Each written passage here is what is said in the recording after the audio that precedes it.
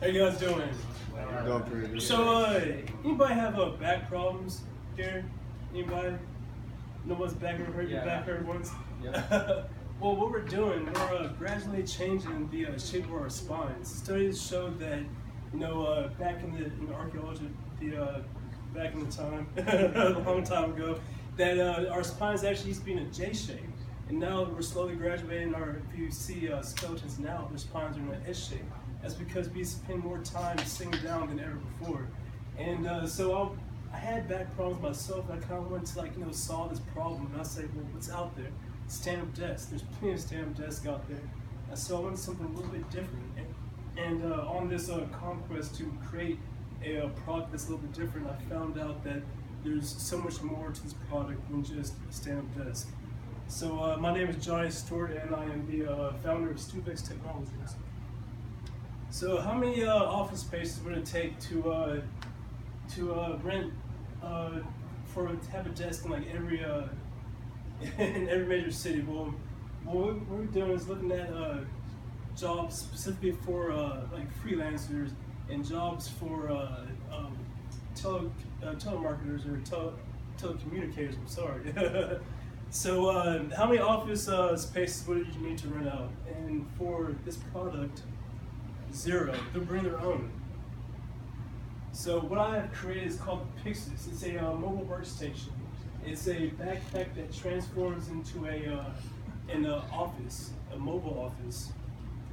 So meet Ichiro right here. Ichiro, he's a consultant marketing. He spends a lot of time in airports. Those guys are always moving, always on the run. But if you see him right now, he's sitting down in a typical airport like Atlanta Hobby, which is like a hub airport. There's people all around you, all the plugs are taken. You're hunched over, you're trying to fight for elbow room. So we're trying to solve this problem right here. And meet Scott. Scott's kind of like me. I'm having a problem presenting, but with the Pixis, that will all change. So poor teleworking conditions left Ichiro and Scott. They left their confidence hurt pretty bad. So what they did, they picked up the Pixis. It changed the way they work completely. So Scott, he went from ruffle to rock star. He gained a lot more confidence talking because he had his own personalized podium in front of him. So studies show that, especially Fortune 1000 companies, that the workforce is changing. It's not how it used to be anymore.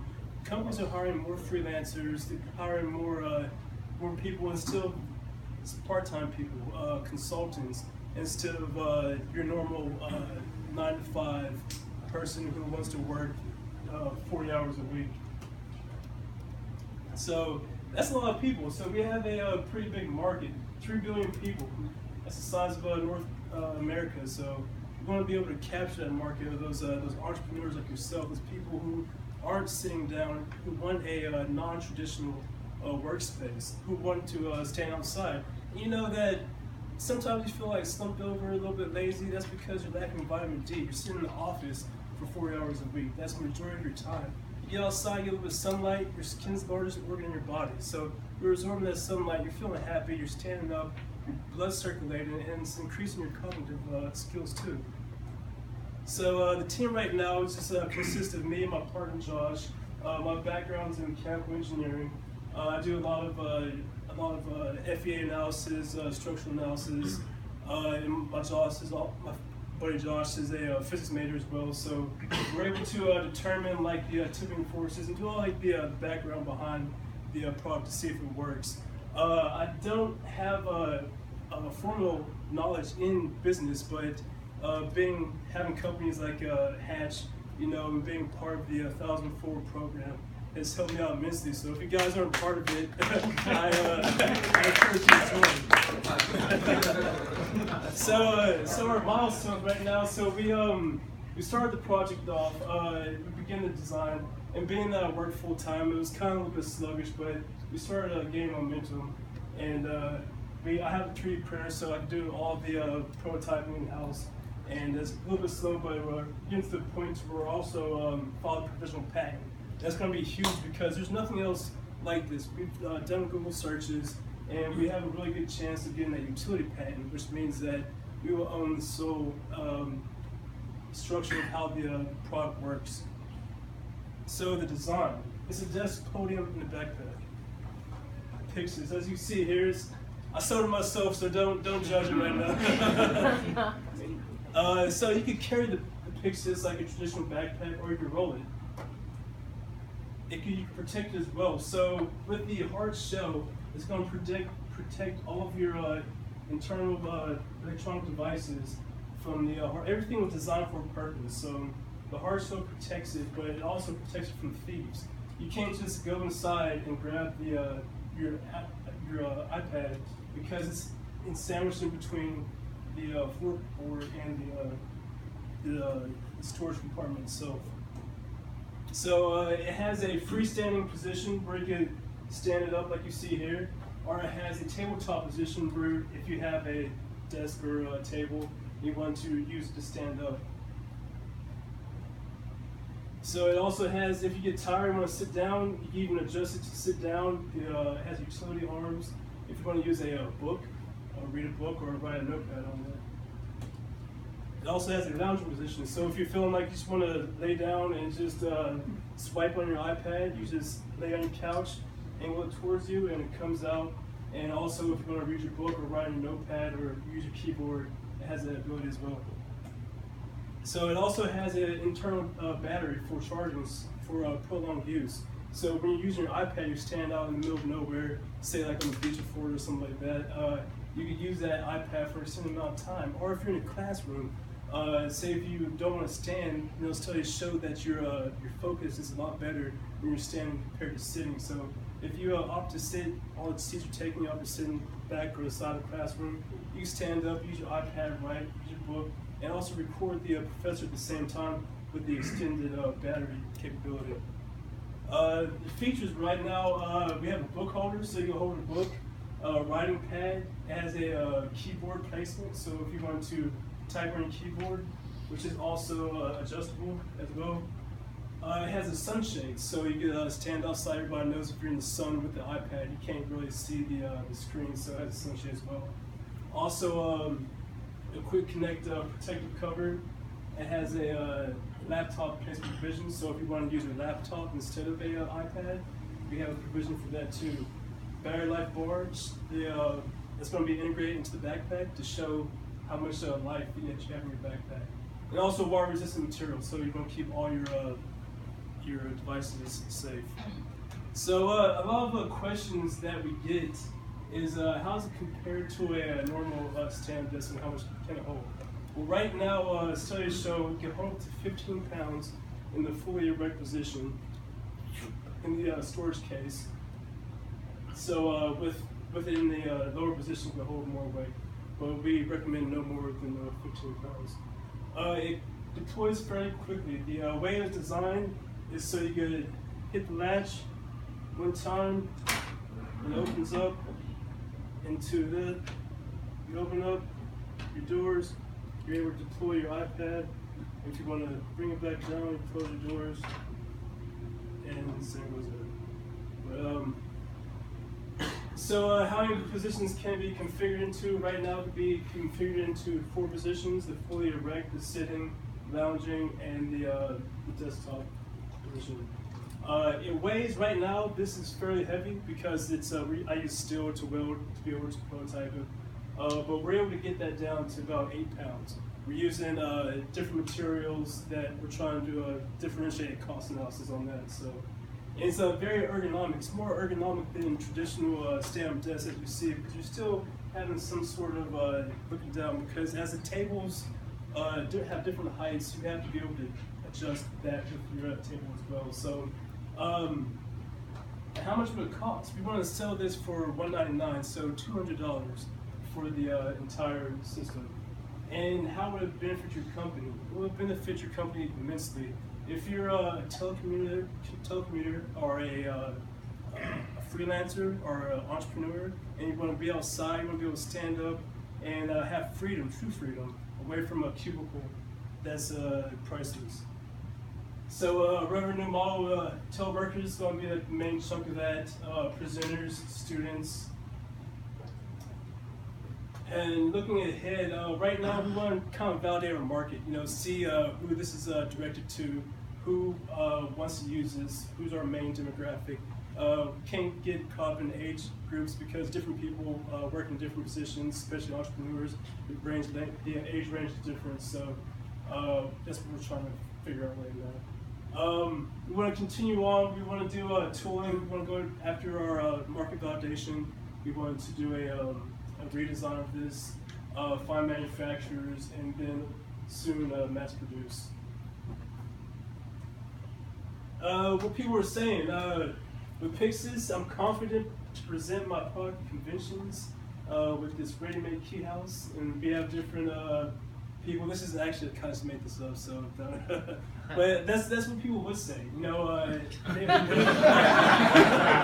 confidence being a lot there. Post for illustration person, so I'm not gonna put something on there. But that's what they say. If you're teleworking, make it a lot better. Beta test this helps out. We have a website up. And I appreciate it. My name is John Stewart. You can check us up at Stuivex.com. And if you want to donate, we have an option to donate as well. So if you guys have any questions? You mentioned people who work on the go, right? So your average construction worker that brings his laptop to the job site, throws it on the hood of his truck, and stands up. So, I like to go work at coffee shops. Now, whenever I go work at a coffee shop, I always try and go to the standing bar. Now, if I go bring this to a coffee shop, I'm going to take up hella space and be super annoying, right? No, I don't believe so. Because at this coffee shop, this can be configured into a standing bar.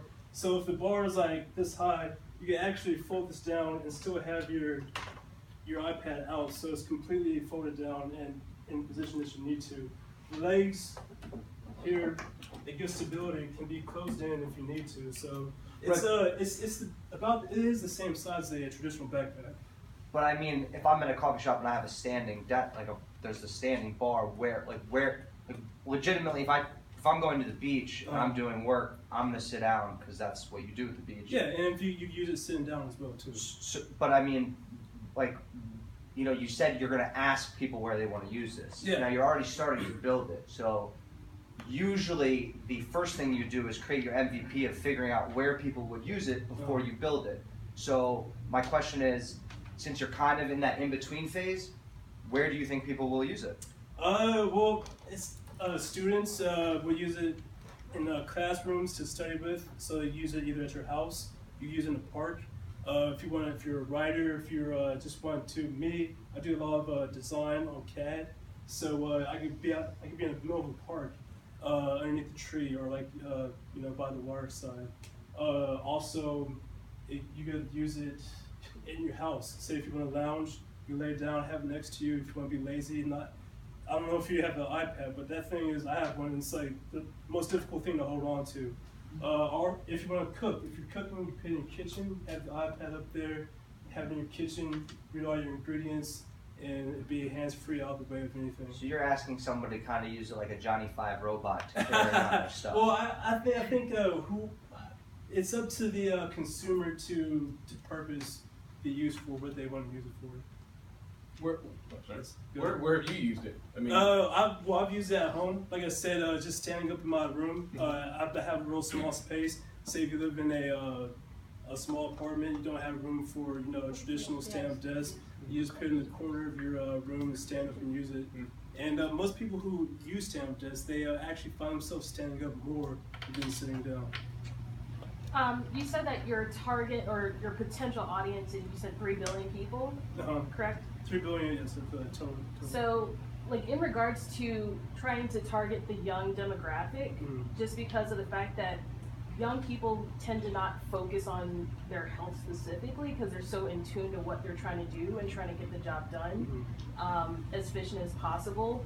So, in regards to people that do not think about their health issues, how do you create a value for them? Well, I think the value's already been created by the stand-up desk market itself. I think the market's so vast already that there's already a conscious market out there who are looking for stand-up desk products. I've seen some data like recently that like you might have seen like at some point, but they're now equating working in like cubicle land as the same hazard risk ratio of smoking. Yes. Like they're equating it like that. So that is like a message you can carry out there, but maybe the younger people who may not have thought being like sedentary, sitting down, has that much of an effect on your health. But there's all this data that somebody else is already in the workforce, so you just have to like market and leverage it. But I really see a place for this for like conventions or any kind of mobile, people who work at Harbor Fest who have like more of a digital type of thing where, because when I work a convention with the job that I work, they ship me everything and it all comes in little boxes like this. Yeah. But there's nowhere to put my computer, there's nowhere to put my iPad, there's none of that stuff. So something like this, I think would have a big opportunity if you go and actually present at conventions to the people who are presenting to other people. So I don't know. That's very good. Appreciate it. I love it. I think if I was stuck in an airport for a few hours, I would actually like how it's kind of big, because that could be a, get away from me. I'm working over here, so people wouldn't try to crowd me or whatever. And it's on your back already, it's backpack. So I think it's a fantastic idea. Thank you. Well, I've had issues like if I'm in the car, I'm an outside sales rep, so it's like I got the steering wheel here and the computer's like my ear, and I'm like this, and I'm just like shorting up this email because I want to get out of this car. I'd love to stand right next to that. Right?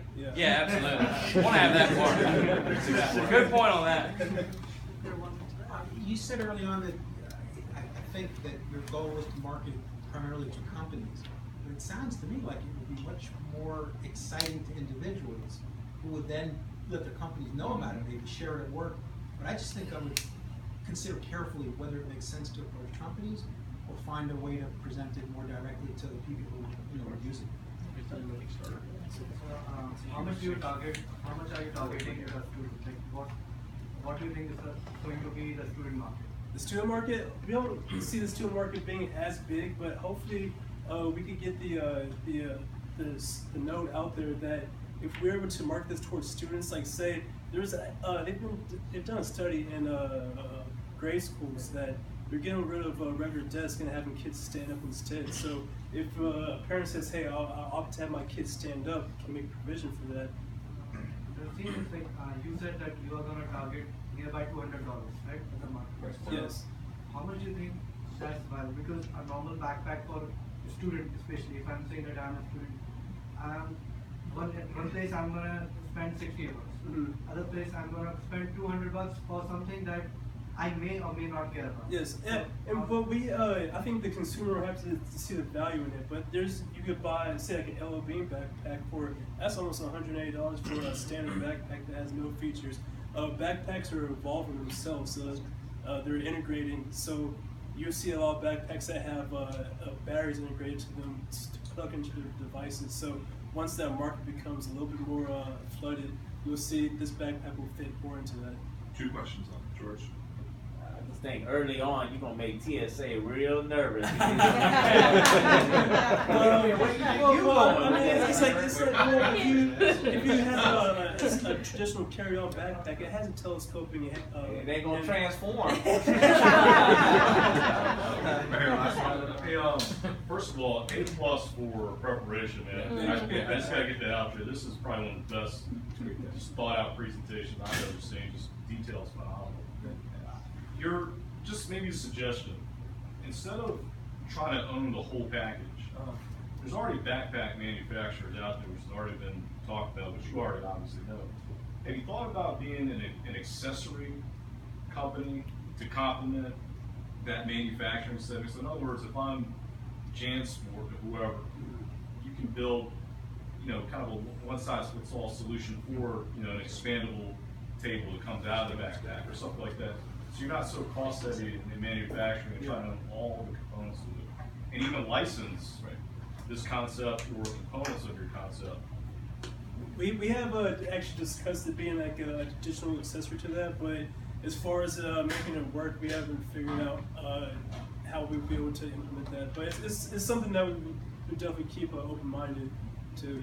Just suggesting it, because if somebody's already ready to spend $200 on an LOB and backpack, that's another $30 on, hey, add this on right there in the store or online on the website or something like that. And they're taking on all the manufacturing costs. Thank you. Great job.